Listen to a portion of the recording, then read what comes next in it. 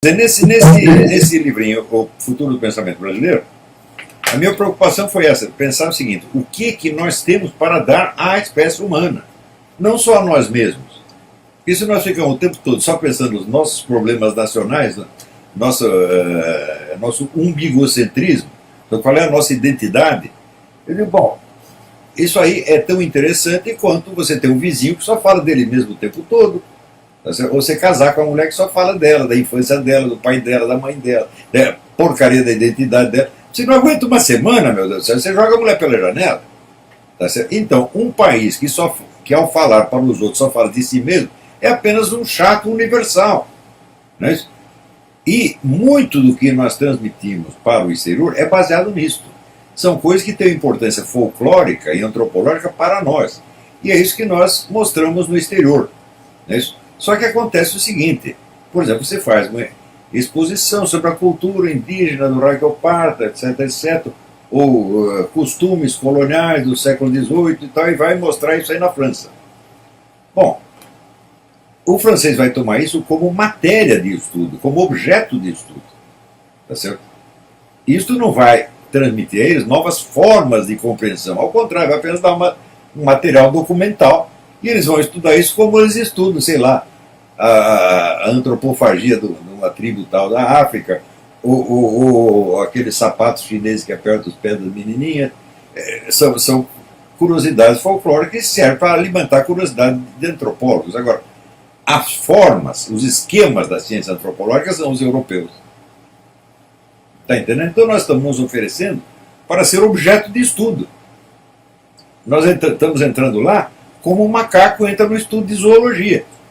Você não pode dizer que o macaco ou o hipopótamo são alheios à zoologia. Não, eles são objeto de estudo da zoologia.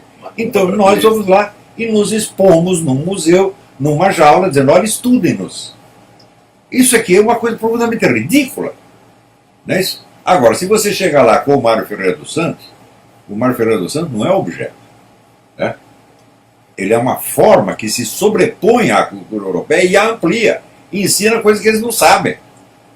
Está entendendo? Então, entre você entrar na aula como um professor que está ensinando, ou você entrar como um macaquinho que vai ser estudado, ou o sapo que vai ser dissecado, o Brasil tem escolhido sistematicamente esta última alternativa. É claro que é uma coisa absolutamente suicida, idiota, de você se fazer de palhaço. Tá certo? Então, quem ganha com isso? Eu digo, sim. Quer dizer, a classe dos cientistas sociais ganha muito, porque eles se tornam os donos da cultura.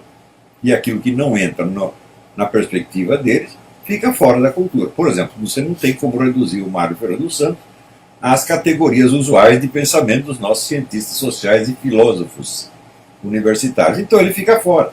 Ele é grande demais, ele não cabe. Então é como você tentar fazer caber um hipopótamo numa ratoeira. Não vai dar, então fica fora o hipopótamo. E é isso que tem acontecido. Os valores mais altos são desprezados e os menores são cultuados. Porque esses menores promovem e exaltam aqueles que os estudam. Você está entendendo? Então você tem um interesse de classe, da classe, dos pessoas dedicadas às ciências humanas, de filosofia e tal, em manter, vamos dizer, a cultura brasileira sob a sua administração. Quando você entra no aspecto, por exemplo, ideológico, o tipo de seleção de material que se faz nas universidades brasileiras é uma coisa de uma indecência extraordinária. Por quê? Porque só entra duas correntes de pensamento. Entra o marxismo e entra o positivismo. Até outro dia estava aquele idiota semi-analfabeto desse Renato Anini Ribeiro dizendo o seguinte: não, nós temos que ser democráticos, nós temos que ensinar Marx, mas também temos que ensinar o Durkheim. Eu digo, mas isso vocês já fazem. E este é exatamente o problema. Você escolhe o marxismo e o positivismo por quê? O positivismo representa a revolução burguesa e o marxismo a revolução socialista. Então, está tudo numa linha de continuidade. E, de certo modo, vamos dizer, o pensamento positivista já está absorvido no marxismo, porque o marxismo é o seu sucessor, como a revolução socialista é sucessor da revolução burguesa. Então, o problema, é por isso que eu tenho reclamado um pouco do pessoal que fala da doutrinação nas escolas. Eu digo, olha, doutrinação é você transmitir uma doutrina, e doutrina é impossível você transmiti-la sem discutir. O que há não é isso, o que é propaganda mesmo. Né? E, sobretudo, o que existe é censura. Quer dizer, existe uma seleção, vamos dizer, brutal do material e exclusão de 90%. Esse 90% que, se incluído, dissolveria na mesma hora aquele quadro mental tão pequenininho, tão limitativo que tem sido imposto em todas as nossas universidades. Então, por exemplo, você vai estudar sociologia, então você tem que estudar Durkheim. Fala, não, você tem que estudar. Não uma pessoa que disse um negócio parecido, tá certo? E que se opõe ao marxismo em detalhes, como Durkheim ou Weber. Você tem que pegar alguém que tenha feito a proposta 100% oposta, inconciliável e tão ampla quanto o marxismo. Por exemplo, por que você não pega o Werner Sombart no livro No Sociologia? Sociologia do espírito. Aí isso você não pode fazer, porque não tem pontos de comparação com o marxismo. Está entendendo? Então, por que você não pega, vamos dizer, o pensamento do Luigi Sturzo, que foi o fundador da democracia cristã italiana, tão influente na política até hoje, embora já morreu há não sei quanto tempo, né? Que é, vamos dizer, também uma sociologia baseada em fatores espirituais. Né? Então, isto você não pode entrar. Tá entendendo? Então fica aquela conversa. Nós somos democratas, nós ensinamos Karl Marx, nós ensinamos Durkheim e Weber, ou seja, ensinamos marxismo e positivismo, tá certo? Que são gêmeos concorrentes. Então, no próprio ato de mostrar que é democrático, o Janine Ribeiro mostra que não é. Mostra que está impondo censura. Então, se você pegar, por exemplo, em sociologia, por que você não pega, vamos pegar Marx por um lado e o Piotr Sorokin de outro. Piotr Sorokin foi presidente, um russo. Ele foi ministro do governo Kerensky, fugiu para os Estados Unidos, onde ele se tornou presidente da Associação Sociológica Americana por muitos anos. Então, era certamente o sociólogo de maior prestígio nos Estados Unidos.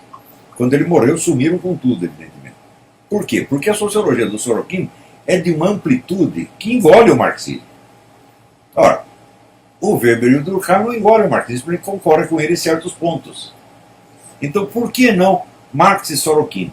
Porque o Sorokin vai curar você de Marx de uma vez para sempre. Ao passo que Weber e Durkheim vão só ficar ranhetando e não vão fazer mal nenhum. Então, é este o problema.